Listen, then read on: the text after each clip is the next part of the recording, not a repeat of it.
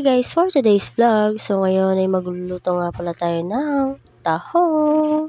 Pagkatapos ko nga pinainit tong kawali, inilagay ko naman tong bawang at sibuyas. At meron din palang yan luya guys. At meron na din palang mantika yan guys, hindi ko na nga pinakita sa inyo. Diyos ko mga mare, walang katapusang videos to.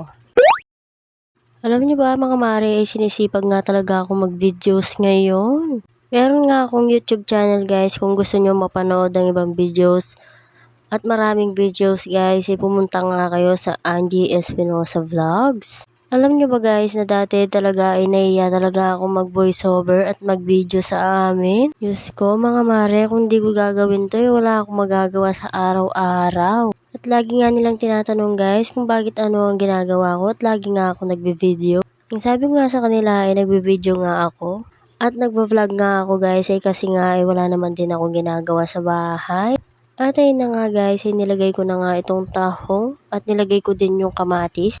At tingnan nyo naman guys, ay nilagyan ko na nga din ng tubig. At nilagyan ko na nga din ng pampalasa yan guys, nilagyan ko nga ng betchin. O mga mare, baka masobraan ng betchin, mahilo kayo dyan.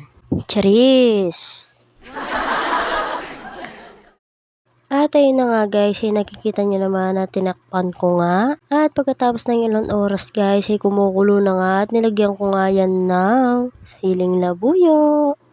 At pagkatapos ng ilang oras guys, ay luto na nga. Tingnan nyo naman ay napakasarap.